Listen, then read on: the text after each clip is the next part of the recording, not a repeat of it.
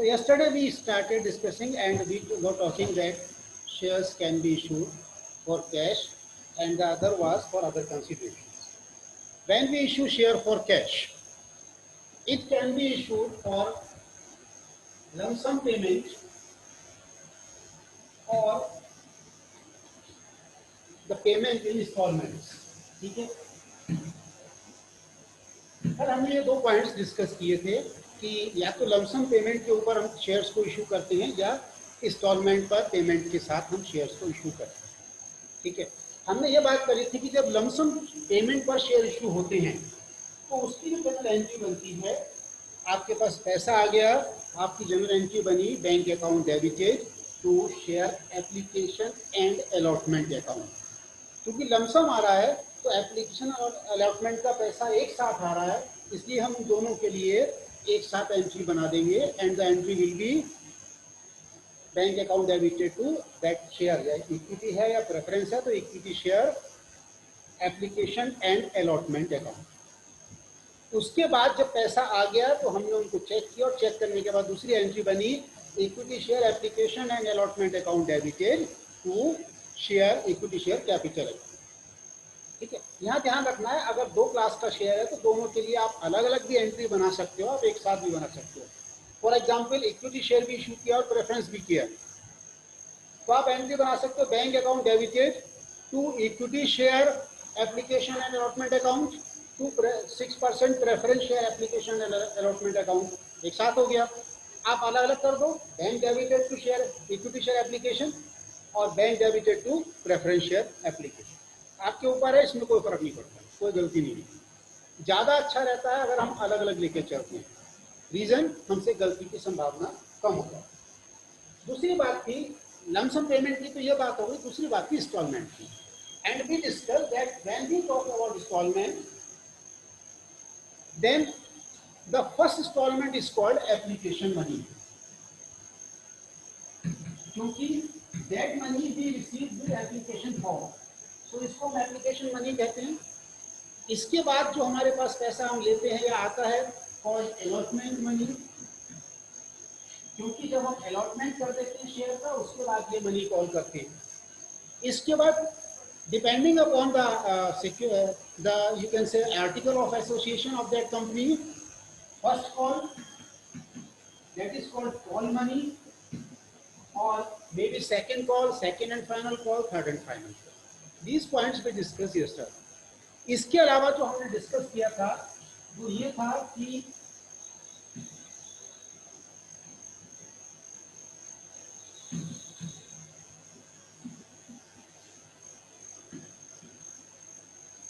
हमने इनकी general entry discuss की थी। एक बिल्कुल सिंपल वे में हम 10,000 इक्विटी शेयर या प्रेफरेंस शेयर कोई से भी हो सकते हैं ऑफ ₹10 ईच इशू करना चाहते हैं। इसके लिए हमने ऑफर किया पब्लिक को, and in that offer we said कि इन 10,000 शेयर्स पर एप्लीकेशन पर हमें ₹3 मिलेगा, अलॉटमेंट पर भी ₹3 है, फर्स्ट कॉल ₹2, सेकंड कॉल ₹2 हमें बता दिया गया पहले। हमने यहाँ पर देखिए एक बहुत इंपॉर्टेंट लैंग्वेज आती है, क्वेश्चन में अक्सर आपसे कहा जाएगा all the applications were duly accepted, या the applicants applied for all the applications, all the shares, and the amount due on that shares received properly। मतलब हमें उस लैंग्वेज का मीनिंग ये निकलता है कि हमने जो पैसा मांगा सब मिल गया, all the calls were met, all the amount due on calls were paid properly। इसका सिंपल सा मतलब ये है कि हमने जो कल जनरल एंट्री स्टडी की थी उन एंट्री के हिसाब से हमें सारा पैसा मिल गया। हमारी एंट्री क्या थी, मैं बहुत शॉर्ट में जल्दी से रिपीट कर रहा हूँ यहाँ पर। पहली एंट्री थी bank account debited to share equity share capital account, ठीक है। दूसरी एंट्री थी हमारी share capital account debited to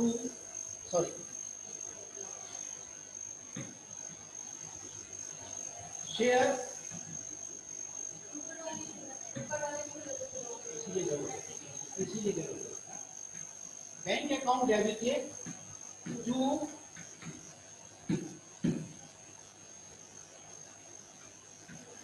share application account.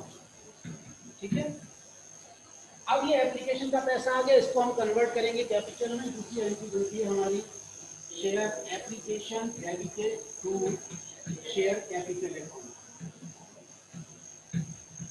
ठीक है, इसलिए एंट्री बनती है, हम एंट्री बनाएंगे share allotment account debited to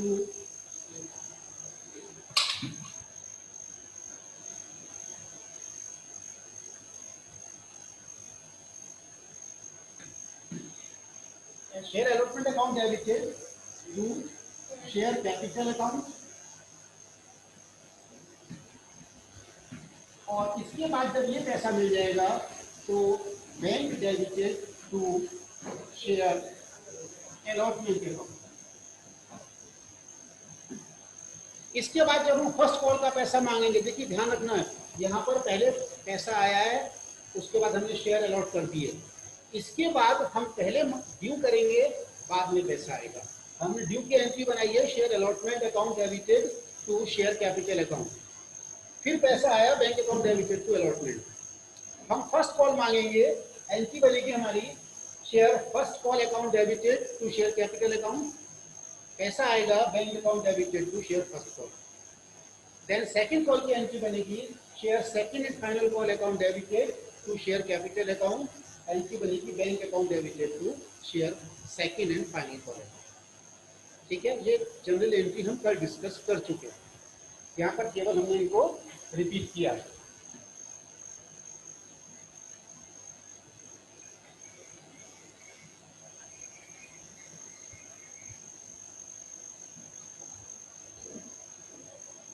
अब यहाँ पर जो नेक्स्ट पॉइंट हमारे लिए समझने वाला आता है वो आता है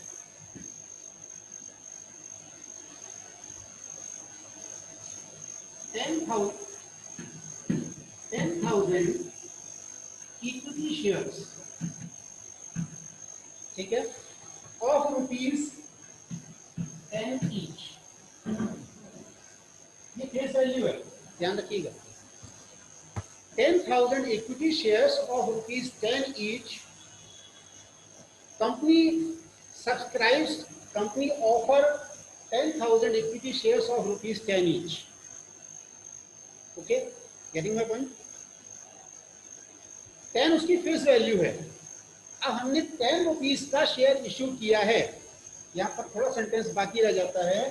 company offers 10,000 equity shares of ₹10 each for ₹3 + 3 + 2 + 2 कितना हो गया? 10 application money, allotment money, first call, second call. अब अगर मैं ये कहता हूं फॉर ₹3 + 5 + 2 + 2, 10 का शेयर है, 12 में इशू कर रहा हूं मैं। Getting my point? क्या मतलब वो इस बात का? बहुत सिंपल सी बात समझने वाली ये है, यहाँ पर शेयर कितने का है, that is its face value. मैं कितने में इशू कर रहा हूँ, that is issue value, that is issued price. पहली बात। अब 10 रुपीज के शेयर को अगर मैं 10 में इशू कर रहा हूं, ठीक है, तो इसको हम बोलते हैं इशू एट पार। ठीक है, अगर 10 के शेयर को मैं 10 से ज्यादा में इशू कर रहा हूं, मे बी 11, 12, 13, 14, कितना भी, it is called issued at premium. ठीक है, और अगर 10 के शेयर को मैं 9 में या 8 में इशू कर रहा हूं, तो ये कहलाएगा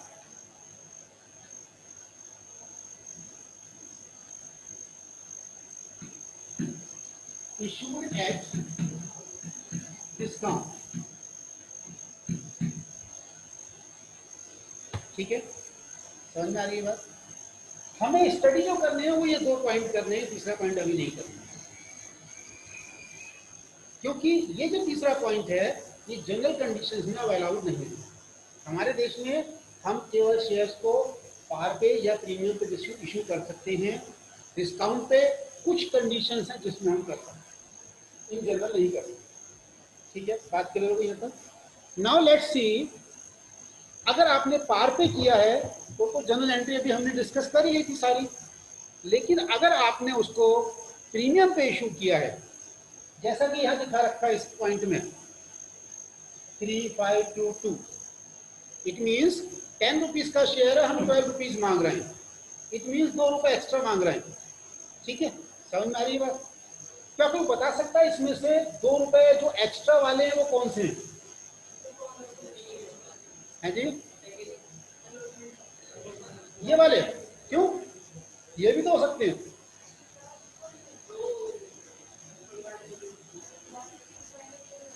जोर से बोलो। बिल्कुल ठीक, उसका कहना है सर ये तो फाइनल वाले होंगे, लास्ट वाले होंगे। भाई हम किसी को सामान बेचते हैं तो हम क्या कोशिश करते हैं, हमारे पैसे से मान लीजिए 8 रुपए का पीस है और हम उसको 12 में बेच रहे हैं, कोशिश करते हैं यार ये उधार में भी ले रहा है तो 8 रुपए तो दे जाए, कम से कम हमारी कीमत तो निकल गई। लास्ट वाले दे देगा तो ठीक है, नहीं देगा तो भी हमारी जेब से तो नहीं जा रहा कुछ। Getting my point? तो इनका अप्रोच यही है कि सर लास्ट वाले को मानिए। ठीक है, एनीवन? हाँ, आपने बोला था अलॉटमेंट के साथ इसमें है, कैसे पता? है?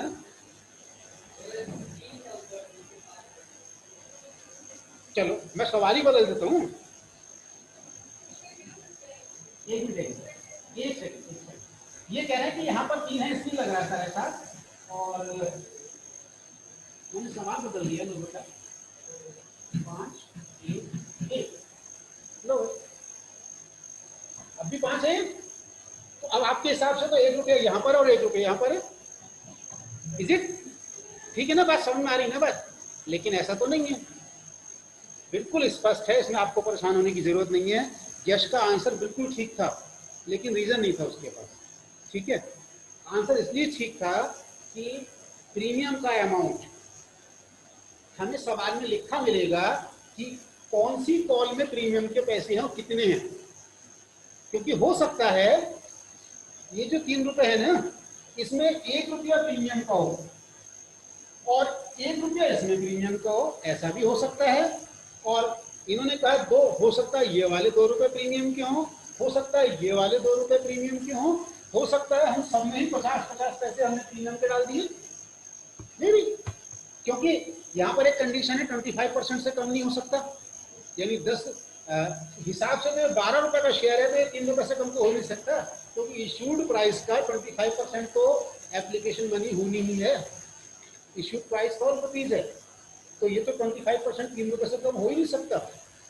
Getting my point?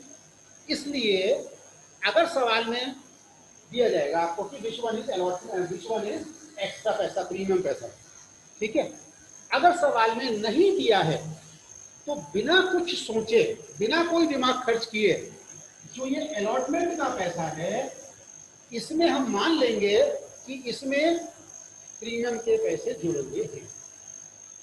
ठीक है, हम ये मान के चलेंगे क्योंकि प्रीमियम का पैसा जनरली 99% अलॉटमेंट के साथ ही आता है। आपको मैक्सिमम क्वेश्चंस में प्रीमियम का पैसा अलॉटमेंट के साथ मिलेगा या कभी कभी एप्लीकेशन के साथ मिलेगा, कुछ सवालों में यहाँ तक भी मिलेगा, लेकिन जनरली आपको अलॉटमेंट के साथ मिलता है। इसलिए हमें ये कह दिया गया कि अगर सवाल साइलेंट है, क्वेश्चन साइलेंट है, पता नहीं कि कौन सा प्रीमियम है, तो आप अलॉटमेंट को प्रीमियम मान लीजिए, अलॉटमेंट के अंदर प्रीमियम का पैसा जुड़ा हुआ मान लीजिए। क्लियर बात? यहाँ तक आगे बढ़ सकते हैं?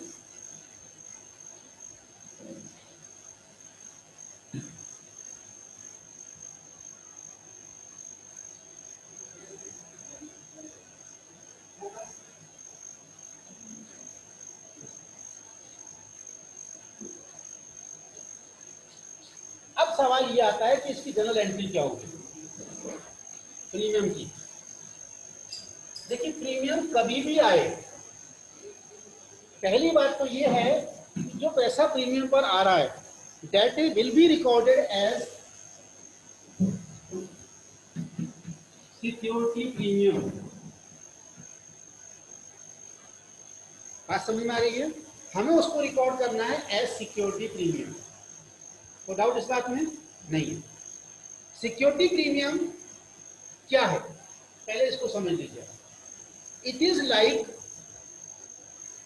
बाकी रिजर्व होते हैं ऐसे ये भी एक प्रकार का रिजर्व, और इसको आपकी बैलेंस शीट में रिजर्व एंड सरप्लस के जो मेन हेड होता है उसके अंदर दिखाया जाएगा।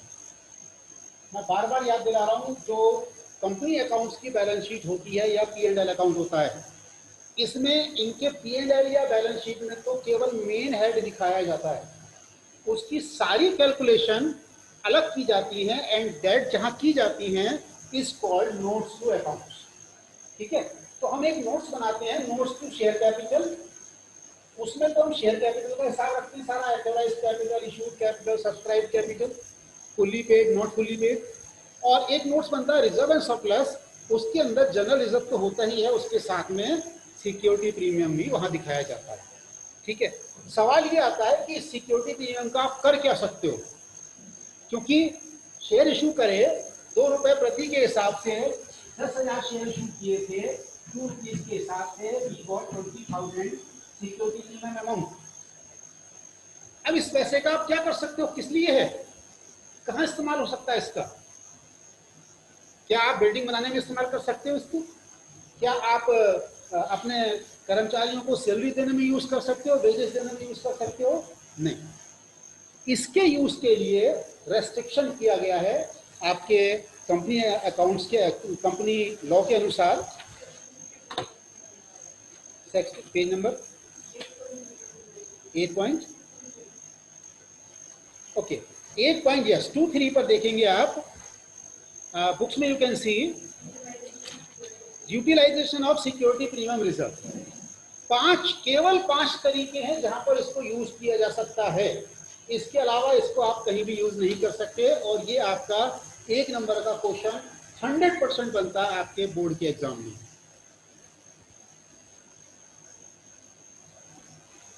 हंड्रेड % आपके बोर्ड के एग्जाम में ये क्वेश्चन बनेगा ही बनेगा, इसको कोई रोकना मेरे को नहीं लगता कि रुक सकता, कहीं से भी किसी ना किसी फॉर्म में आ जाएगा। लाइक या तो पूछ लेंगे सेक्शन कौन सा है, 52(2) ऑफ कंपनीज एक्ट।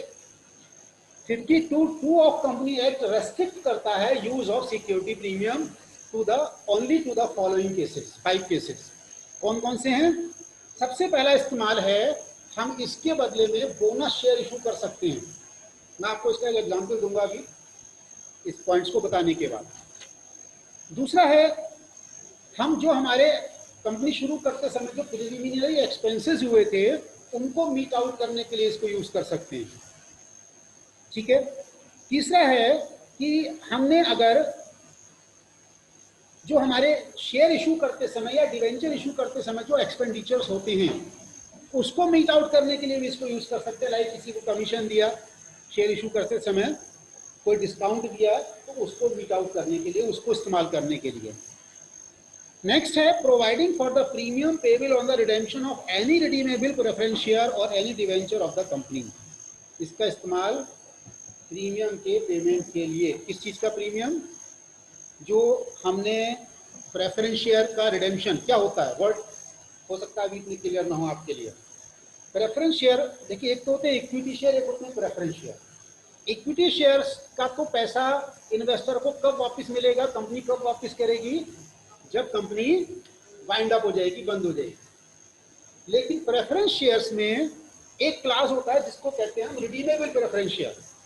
तो जो रिडीमेबल प्रेफरेंस शेयर होते हैं, रिडीमेबल का मतलब है जिनका पैसा इन्वेस्टर को वापस मिलेगा, रिडीम कर दिया जाएगा। तो कुछ प्रेफरेंस शेयर कंडीशनल होते हैं, अगर वो रिडीमेबल है तो उसका पैसा वापस किया जाएगा, या अगर डिवेंचर है तो डिवेंचर का मतलब है उधार लिया हुआ पैसा, एक काइंड ऑफ लोन, वो पैसा हमें रिटर्न करना है, वापस करना है। ठीक है, तो इसको करते समय अगर हमें कोई प्रीमियम पे करना पड़ रहा है, देखिए जो प्रीमियम मिलता है वो हमें मिला है, और जो पे करना पड़ता है वो हमारा हमें देना पड़ेगा। यहाँ पर ध्यान दीजिएगा, प्रीमियम शब्द से आप कंफ्यूज ना हो। जब हम प्रीमियम किसी को दे रहे हैं, that means that is a loss for us. ठीक है, तो वो प्रीमियम पे करने के लिए सिक्योरिटी प्रीमियम को यूज किया जा सकता है। और लास्ट पॉइंट, अपने ही शेयर्स को खरीदने के लिए यूज किया जा सकता है। अब आप सोचोगे अपने ही शेयर हम क्यों खरीदें? कंपनी ने शेयर इशू करे तो उसको पैसा मिला, अब वो अपने शेयर खरीदेगी तो उसको पैसे देने पड़ेंगे। लेकिन कभी कभी कंपनी अपनी जो कैपिटल स्ट्रक्चर है उसकी रीस्ट्रक्चरिंग के लिए, अपनी फाइनेंशियल पोजीशन को कभी कभी ठीक करने के लिए कंपनी को ऐसा करना पड़ता है। आप कह सकते हो जब फाइनेंशियल क्रंच आ जाए, जब फाइनेंशियल वित्तीय स्थिति खराब हो जाए, तो ऐसे केस में लाइक आपके शेयर बहुत बुरी तरह गिर रहे हैं मार्केट में, शेयर का मार्केट प्राइस गिर रहा है, 10 रुपए का शेयर है 10 पैसे पे आ गया मार्केट में, तो लोगों के पास रहेंगे तो लोग उसको और खरीदेंगे और बेचेंगे और गिराएंगे रेट, क्योंकि रेट जो गिरते हैं या उठते हैं इसके पीछे कंपनी की फाइनेंशियल पोजीशन तो होती ही है। इससे भी बड़ी चीज होती है स्पेकुलेटर्स, इससे भी बड़ी चीज होती है सट्टेबाज, इससे भी बड़ी चीज होती है वो लोग जो वहां पर ट्रेडिंग करते हैं, क्योंकि ये जो रेट गिरते बढ़ते हैं ये उसी की वजह से गिरते बढ़ते हैं। सबसे बड़ा रीजन वो होता है। फॉर एग्जाम्पल, इन्होंने 1000 शेयर मेरे से खरीदे 10 रुपए में, इन्होंने वो 1000 शेयर इनको बेच दिए 12 रुपए में, इन्होंने वापस इन्होंने खरीद लिए उसको 14 रुपीज में, फिर वापस बेच दिए 16 रुपीज में। खेल रहे हैं दोनों आपस में, ये तो खेल रहे हैं, मजे ले रहे हैं। शेयर का रेट पहुंच गया 20 रुपए, 10 रुपए था, इन्होंने गेम में उसका रेट पहुंचा दिया 20 रुपए। अब कोई मेरा जैसा बेवकूफ आदमी वहां पहुंच गया, उसने सोचा यार ये शेयर 3 दिन के अंदर 10 रुपए से 20 रुपए पहुंच गया, तो ये तो शेयर बहुत बढ़िया है। तो मैंने जो है उसी दिन जितने शेयर मिल गए सारे खरीद लिए। अब शेयर का एक्चुअल रेट तो 20 रुपए था नहीं ना, ये तो गैम्बलिंग करके इन्होंने बढ़ा रखा था। अब जैसे ही मैंने 20 रुपए में वो शेयर खरीदे, इन्होंने खरीदना बंद कर दिया, ये हाथ झाड़ के बैठ गया किनारे जाके आराम से। इनसे मैंने 20 रुपए में वो शेयर खरीद लिए, इन्होंने तो 10 रुपए का खरीदा था। वो आपस में तो खेल रहे थे, उछालते ना एक दूसरे की तरफ। अब जो 10 रुपए का प्रॉफिट हो गया इन दोनों ने बांट लिया आपस में, तुम्हारा कौन गया? Getting my point? तो इस तरीके से दे आर कॉल्ड स्पेकुलेटर्स। आप शेयर मार्केट आपने अगर बीएसटी में पढ़ लिया होगा तो उसमें ये सारी चीजें आती हैं, सारे टर्म आती हैं। वहाँ पर स्पेकुलेटर्स होते हैं, सट्टेबाज जिन्हें कहते हैं। कुछ ऐसे होते हैं जो रेट बढ़ाने की सोचते हैं, कुछ ऐसे होते हैं जो घटाने की सोचते हैं। बियर, बुल्स वगैरह वगैरह इनके लिए वर्ड यूज किए जाते हैं। अगर कवर हो गया ठीक है, नहीं हुआ तो आगे हो जाए, ठीक है। तो कहने का मेरा मतलब ये है कि ये हमें कभी कभी अपने शेयर्स खुद भी खरीदने पड़ते हैं, इस गैम्बलिंग को रोकने के लिए, अपने रेट्स को गिरने से बचाने के लिए, ऐसे बहुत सारे कारण हैं, ठीक है।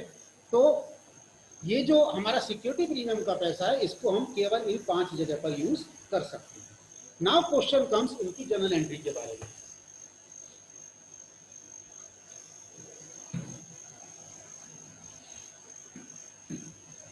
$10,000 shares of rupees 10 each issued at rupees 12. Okay. Application पर 3 रुपीज है, अलॉटमेंट पर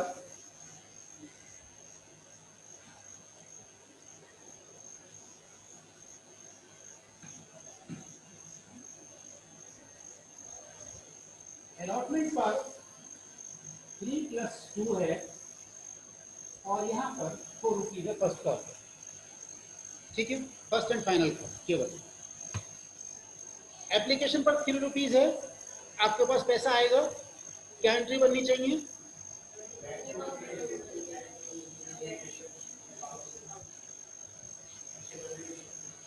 bank account debited to share application account, ठीक है। तो मैं यहाँ बैंक अकाउंट ही बना देता हूँ आपके सामने लेजर सीधा, ठीक है।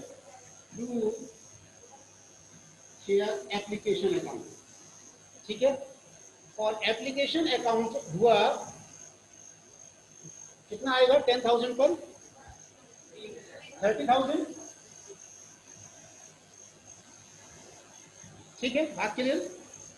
अब पैसा मिल गया, एंट्री बन गई, bank account debited to share application account. अब उसके बाद में मैंने उस पैसे को ट्रांसफर कर दिया अलॉटमेंट कैपिटल में। एंट्री बनी मेरी share application account debited to share capital 30,000। ठीक है, बात क्लियर। इसके बाद में मैंने अलॉटमेंट का अमाउंट ड्यू किया, मांगा। अब मैं अलॉटमेंट का मांग रहा हूँ, लेकिन उसमें कैपिटल के 3 रुपए मांग रहा हूँ, प्रीमियम के 2 रुपए मांग रहा हूँ। ठीक है, यानी एंट्री बनी मेरी allotment account debited to share capital account और टू शेयर नहीं है यहाँ पर, सॉरी, सिक्योरिटी प्रीमियम अकाउंट।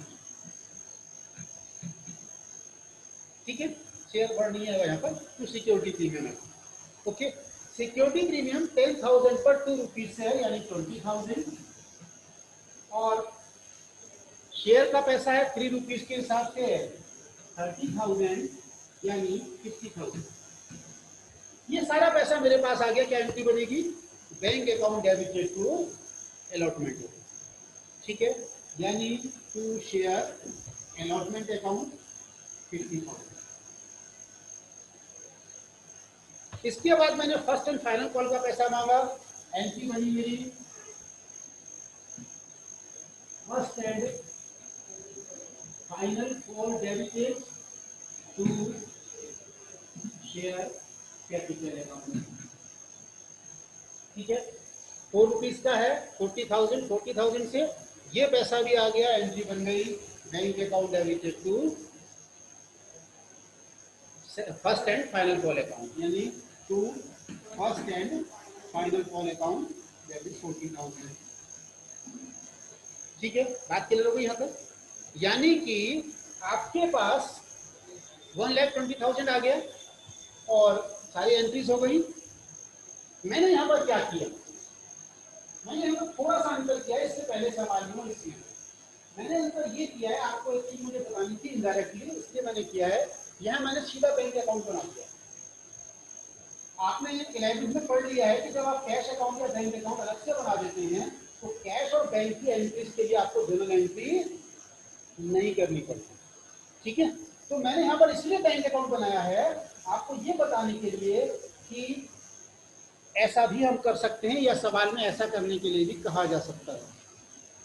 यानी कैश की एंट्री या बैंक की एंट्री आपको बैंक अकाउंट में करनी है, कैश बुक में करनी है अलग से, और बाकी की एंट्री आपको जनरल एंट्री के रूप में करनी है। ये एंट्रीज मैंने यहाँ ना करके डायरेक्ट आपको इसीलिए बताने के लिए एक सवाल में किया, बार बार नहीं करेंगे, केवल एक बार बताया मैंने आपको समझाने के लिए कि ऐसा होता है। ठीक है, बात करिए, यहाँ पर आगे बढ़ सकते हैं। कोई डाउट किसी के मन में?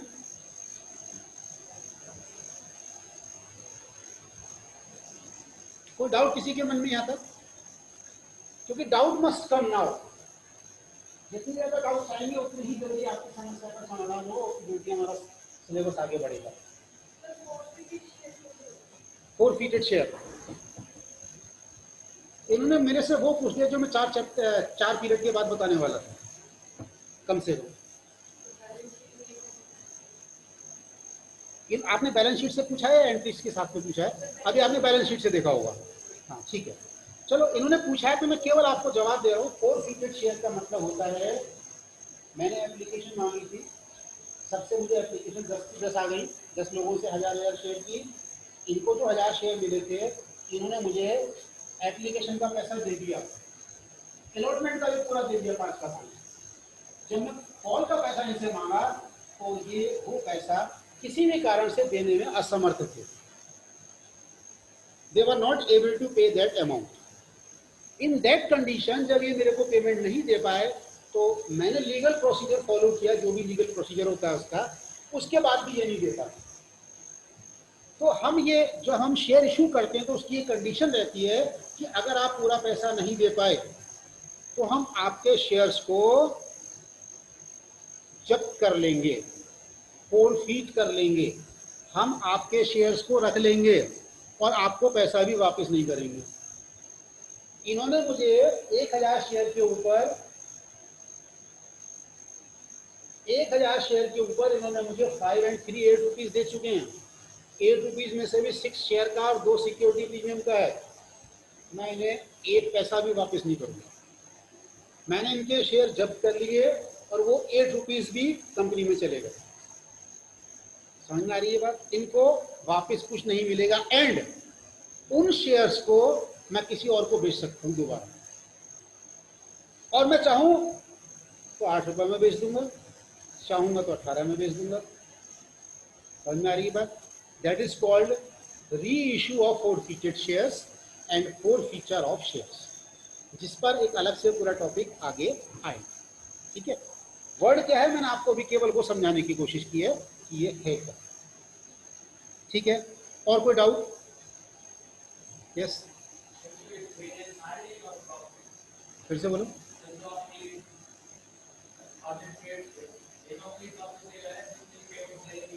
नहीं, हाँ, यहाँ पर डिपेंड ये करता है कि अगर 1000 के 1000 शेयर इनके हैं, अब उसमें से अगर इन्होंने 500 शेयर का बाकी 2 रुपया 4 रुपया मुझे दे दिया, 500 का नहीं दिया, जिस शेयर का पैसा नहीं आया है मैं उस शेयर को जब्त करूंगा।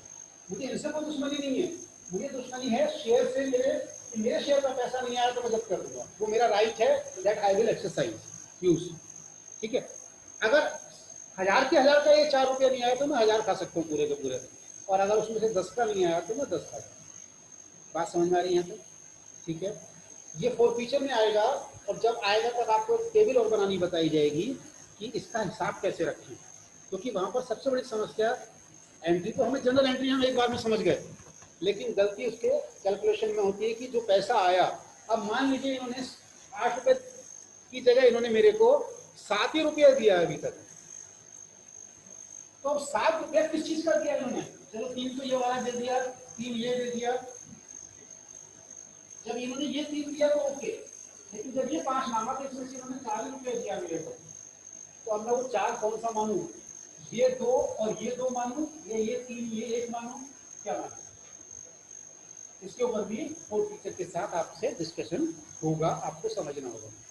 ठीक है, यहाँ तक पॉइंट क्लियर है तो मैं आगे बढ़ सकता हूँ। ओके, कर सकते हैं यहाँ तक के सवाल? आपको अभी तक क्या करना है? केवल issue of share at par, instalments and issue of share at premium in instalments. ठीक है, अगर लमसम में प्रीमियम है तो भी कोई दिक्कत नहीं है। अगर लमसम में प्रीमियम तो होता है तो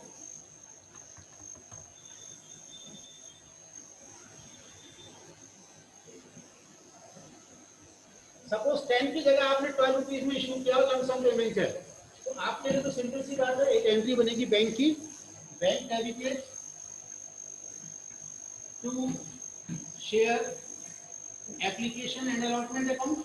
ठीक है, 12 रुपए से दूसरी एंट्री बनेगी share application and allotment debited to share capital 10 रुपए से टू सिक्योरिटी प्रीमियम 2 रुपए।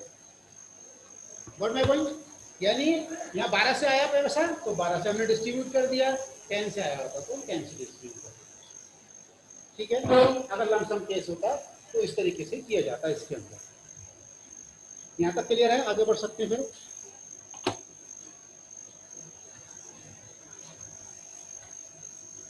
इसके बाद जो सबसे इंपॉर्टेंट पॉइंट आता है आपके लिए,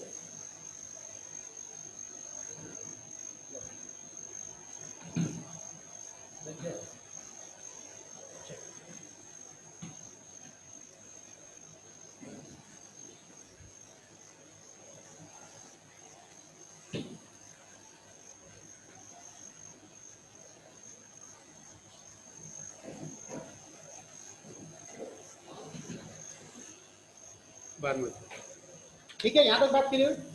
नेक्स्ट पॉइंट आता है आपके सामने, वो आता है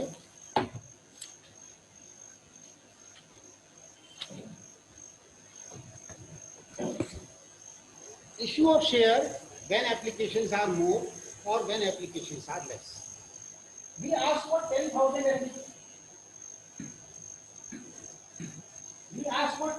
applications and we received 18,000 applications. We have to issue only for 10,000. We received 22,000 applications. आपने अक्सर सुना होगा न्यूज में, एक्स कंपनी का शेयर आईपीओ आया और with in 2 hours over subscribe हो गया। पहले टाइम में तो 2 आवर्स नहीं लगते थे, काफी समय लगता था, लेकिन आजकल तो क्योंकि सब ऑनलाइन है तो with in few hours like कोई अच्छी कंपनी का, कोई ऐसी कंपनी का जिसकी मार्केट कंडीशन अच्छी है इस समय, उसका शेयर आएगा तो हर कोई चाहेगा उसमें इन्वेस्ट करना। तो with in few hours over subscribe हो गया।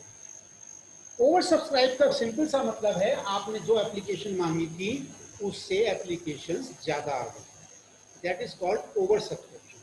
अगर उससे एप्लीकेशंस कम आई हैं that is known as under subscription. ठीक है, क्लियर? कोई डाउट? अब क्वेश्चन ये आता है, यहाँ पर जो समस्या हमारे सामने है, हमने 10,000 एप्लीकेशन मांगी थी और 9,000 आई। हमने एक चीज यहाँ पर ये कही है कि मिनिमम सब्सक्रिप्शन होना चाहिए। अब हम ये मान लेते हैं मिनिमम सब्सक्रिप्शन 9,000 था और 9,000 आ गई, तो हम क्या एंट्रीज करेंगे? जो आ गई उसकी सिंपल एंट्री जो अभी तक हमने सीखी है कर देंगे, यानी bank account debited to application account, application to share capital, then allotment to share capital, then bank to allotment, then again first call debited to share capital, next बन जाएगी bank account debited to first and final call account. यानी simple entries जैसे अभी तक आपने add पार या add premium में बनाई थी बिल्कुल वैसे ही बन जाएंगी, क्योंकि 10,000 मांगी थी उससे कम आई या उतनी आई हो। फुल्ली सब्सक्राइब का मतलब होता है 10,000 मांगी थी 10,000 आ गई, और अंडर सब्सक्राइब का मतलब होता है 10,000 मांगी थी उससे कम आई। तो वहां तो झगड़ा नहीं है ना, मैंने 10,000 मांगी थी, 9 लोगों ने केवल एप्लीकेशन दी है तो मेरे तो 9 के 9 को दे दूंगा, कोई दिक्कत नहीं है। लेकिन प्रॉब्लम आती है ओवर सब्सक्रिप्शन। ठीक है, अब ओवर सब्सक्रिप्शन में आपके सामने 3 कंडीशन है, 18,000, 22,000। 10,000 एप्लीकेशन मांगी थी, आ गई 18,000 या 22,000। क्या करो, क्या करें बताओ?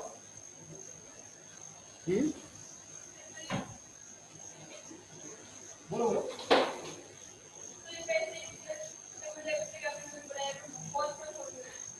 अच्छा चलो कोई बात नहीं, जिसकी आया वो बता दो।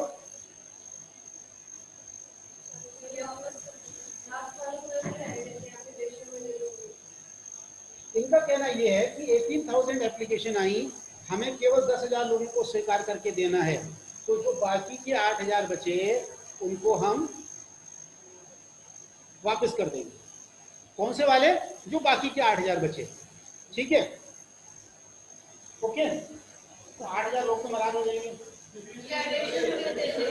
हाँ नहीं, हम कर सकते हैं, हमें राइट है, ऐसा कर सकते हैं, हम नाराज कर सकते हैं लोगों को, कोई दिक्कत नहीं है। ठीक है, और दूसरा क्या बताया आपने कि हम रेशियो में बांट देंगे। ठीक है, क्या हम ऐसा कर सकते हैं कि हम दोनों तरीके अपना लें? पार्शियली को हम पूरा दे दें और पार्शियली को रेशियो में दे दें। समझ में आ रही है बात? नाउ सी, इसको हम कैसे करेंगे, मैं आपको दोबारा से एक बार करके दिखाऊंगा।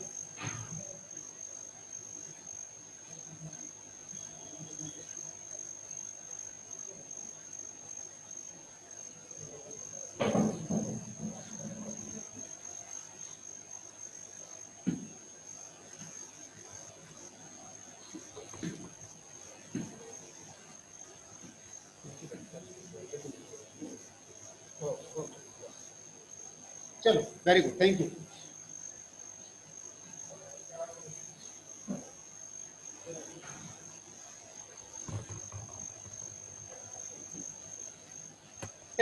एप्लीकेशन आई, मांगी थी हमने। ठीक है, हमारे पास एप्लीकेशन अभी 18,000। ओके, हमें देनी है 10,000 को।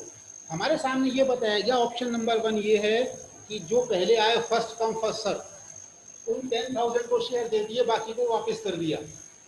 समझ में आ रही है बात? पहली कंडीशन, यानी 8,000 को वापस कर दिया और 10,000 को पूरे शेयर दे दिए।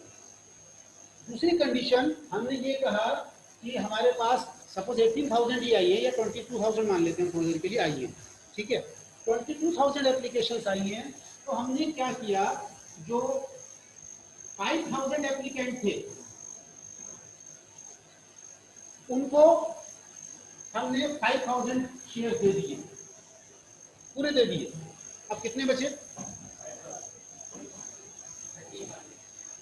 टोटल थे हमारे पास सपोज 18,000, हमने 5,000 को 5,000 शेयर दे दिए। अब इसमें कितने बचे? 13,000। 13,000 में से हमने क्या किया, जो बाकी के 10,000 थे, इसमें से जो 10,000 थे उसको दोबारा देख लीजिए, इसमें से जो 10,000 थे उनको भी 5,000 शेयर दे दिए, ठीक है।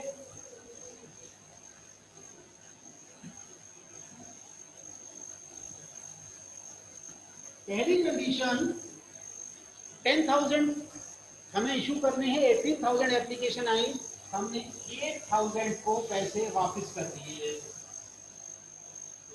क्लियर। दूसरी कंडीशन 18,000 एप्लीकेशन आई, इसमें से जो पहले 5,000 लोग थे उनको हमने पूरे 5,000 शेयर दे दिए। अब बचे 13,000, 13,000। इन 13,000 में से जो नेक्स्ट 10,000 थे इनको हमने 5,000 शेयर दे दिए।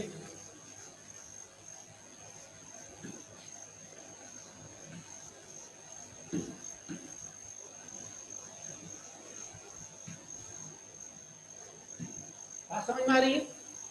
अब हमारे पास कितने शेयर और बचे? 5 और 10 15 हो गए, 50,000 अब ये 15,000 को हमने दे दिए शेयर, इसको 5 को 5 दे दिए, जितने मांगे थे उतने दे दिए। इन्होंने 10,000 मांगे थे, इनको 5,000 दे दिए, हमें 10,000 देने थे, हम 10,000 दे चुके। अभी भी 3,000 एप्लीकेशन रह गई हमारे पास, हमने उन 3,000 एप्लीकेशन को ऐसा वापस कर दिया, रिजेक्ट कर दिया, ठीक है। और तीसरा तरीका एक और था, वो ये था कि हमारे पास 18,000 एप्लीकेशन आई थी, जो व्यक्ति हमसे 18 शेयर मांग रहा था उसको हम 10 शेयर्स दे देते। सब कुछ हर एक को शेयर मिल गए, और जिसने जितने मांगे थे, जिसने 18 मांगे थे उसको 10 मिल गए, जिसने 180 मांगे थे उसको 100 मिल गए, जिसने 1,800 मांगे होंगे उसको 1,000 मिल गए, यानी जिन्होंने 18,000 मांगे उनको 10,000 मिल गए। इस ये जो काम है सारा का सारा, जो रेशियो बेसिस पर बांटा जाता है, जो रेशियो बेसिस पर अलॉटमेंट किया जाता है, it is called pro rata allotment, ठीक है। वर्ड ध्यान रखिएगा, प्रो राटा अलॉटमेंट, ठीक है। बात समझ में आ रही है यहाँ तक? ओके। यानी अंडर सब्सक्रिप्शन में तो हमें कोई फर्क नहीं पड़ता है अकाउंटिंग के अंदर, लेकिन वहां पर केवल एक ही चीज है, हमें मिनिमम सब्सक्रिप्शन को ध्यान रखना है। लेकिन अगर ओवर सब्सक्रिप्शन होता है तो हम तीनों में से कोई सा भी एक तरीका अपना सकते हैं। पहला एक तरीका जिसमें हम जिन्होंने मांगा उनको देके बाकी रिजेक्ट कर दी सीधी सीधी, एक तरीका जिसमें रेशियो में बांट दिया, और एक तरीका इन दोनों का मिक्सचर, यानी कुछ इसको लिया और कुछ इसको लिया। अब कौन सा तरीका अपनाना है, कंपनी का आर्टिकल ऑफ एसोसिएशन बताता है, आपको आपका क्वेश्चन बता देगा। आपके क्वेश्चन में स्पष्ट होगा कि हमें कौन सा तरीका अपनाना है, ठीक है। क्लियर यहाँ तक? आगे बढ़ सकते हैं? हाँ हाँ, यस, बहुत बड़े इंपॉर्टेंट पॉइंट। इसमें जो आपसे गलती होगी या जो आपके लिए इंपॉर्टेंट पॉइंट है, ये तो सबके समझ में आ गया, तो नंदनी भी समझ रही है कि भाई जिसने 18 मांगे तो 10 दे दिए, रेशियो हो गया। किसी ने 18,000 मांगे उसको 10,000 दे दिए, तो 18:10 का रेशियो हो गया, दैट्स ऑल, ठीक है। लेकिन इसने 18 मांगे थे, इसको 10 दिए, तो इसके 8 का पैसा कहाँ गया? या इन्होंने 10,000 मांगे थे, इनको 5,000 ही दिए, तो वो 5,000 का पैसा कहाँ गया? इनको तो चलो रिजेक्ट कर दिया, इनका पैसा तो हम वापस कर देंगे, तो इनका पैसा क्या होगा? Any idea, any guess?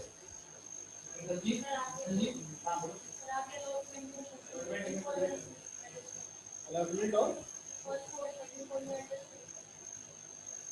चलो, एक तो इन्होंने सजेशन दिया कि सर इनका जो 5,000 शेयर पे पैसा बचा हुआ है, 5 का तो इस्तेमाल हो गया, 5 का बचा हुआ है, इसको अलॉटमेंट या फर्स्ट कॉल या सेकंड कॉल पे यूज कर लेना।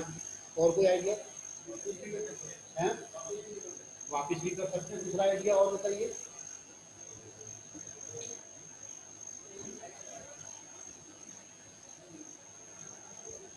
Any other idea? किसी का एक्स्ट्रा पैसा आ जाए क्या कर सकते हैं? यही कर सकते हैं, कुछ कर ही नहीं सकते। दोनों में से ये तरीका है कि हम या तो उसका वापस कर देंगे या एडजस्ट कर देंगे, ठीक है। 99% सवाल में आपको दिया जाएगा कि आपको उस पैसे का क्या करना है। Okay, if question is silent, आपको वो पैसा वापस करना है। इफ क्वेश्चन सेज इसको अलॉटमेंट पे यूज करना है, तो आपको इसको अलॉटमेंट पे यूज करना है। मैक्सिमम साइट पर जहां तक मुझे ध्यान आ रहा, बाकी आप सवाल करोगे तो क्लैरिटी आ जाएगी, कि जो एक्स्ट्रा पैसा है उसको हम अलॉटमेंट पे तो यूज कर लेते हैं, कॉल्स पे तभी यूज करेंगे जब सवाल में कहा जाएगा कि नहीं कॉल कैसे करनी, वापिस करनी, ठीक है। अब आप सोचो सर वापिस क्यों कर देते हैं, क्या फायदा वापस करके? भाई आगे एडजस्ट कर सकते हो तो क्यों वापस करना? अभी आपसे 3,000 रुपए लिए, किस चीज के लिए? नहीं दिए, किसने नहीं दिए? रहा उठाओ पहले तो, मतलब किसी ने नहीं दिए है। 3,000 रुपीज किस किसने जमा किए? कर दिए 5-6 ने।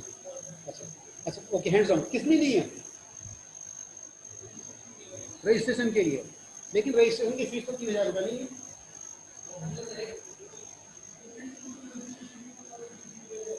अभी तो कुछ ना 3,000 है ही नहीं।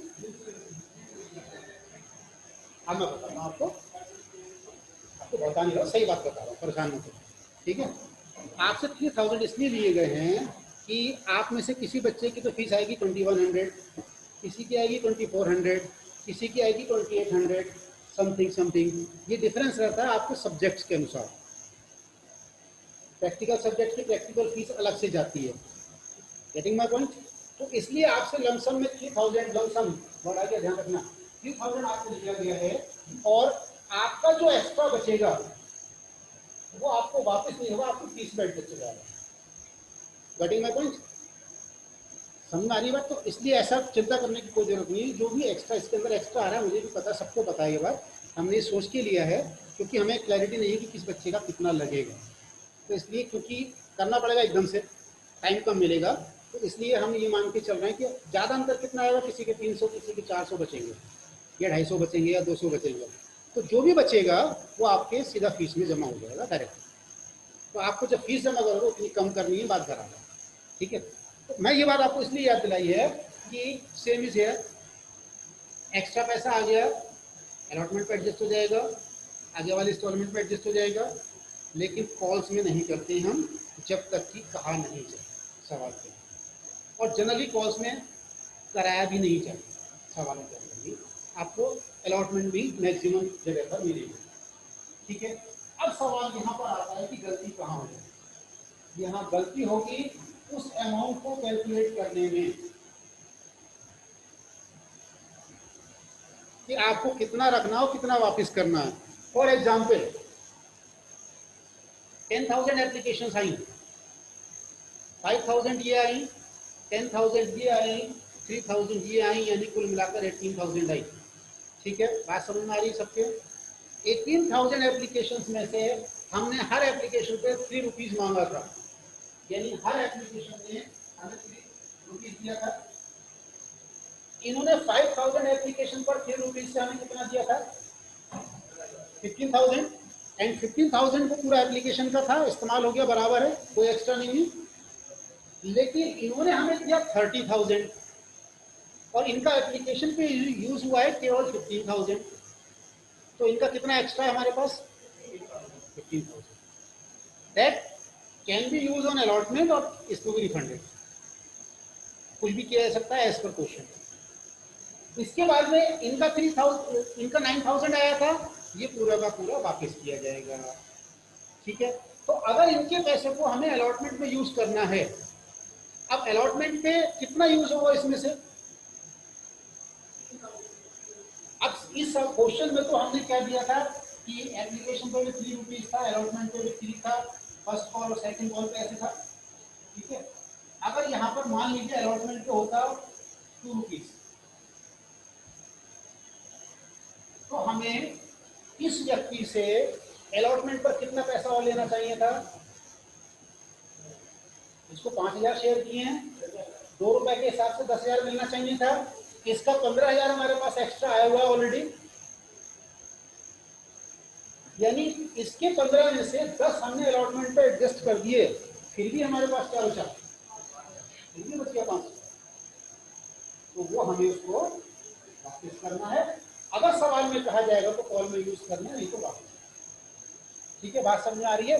तो ये जो हिसाब किताब लगाना है, इसके लिए आपको एक टेबल बनानी पड़ेगी अगर आप सही से करना चाहते हो।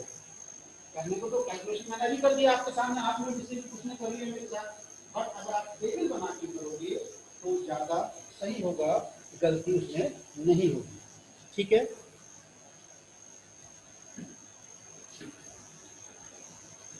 this is called pro rata allotment or this is to be used at the time of over subscription of shares.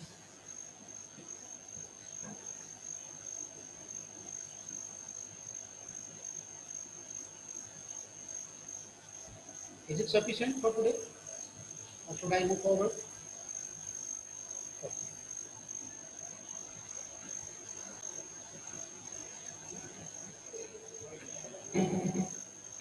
मुझे कोई को बुलाना नहीं था इसके ऊपर, तो नरेंद्र को पता है कि क्यों चला रहा है। ठीक है, क्योंकि हम इसकी रिकॉर्डिंग ले रहे हैं ताकि इसको ग्रुप में डाल सकें, बाद में आप देख सकें अगर कहीं डाउट है, और कोई रीजन नहीं है इसका। एनीवे, ठीक है, यहाँ तक बात क्लियर। अब आपको आज करना ये है फिलहाल कि इलिस्ट्रेशन नंबर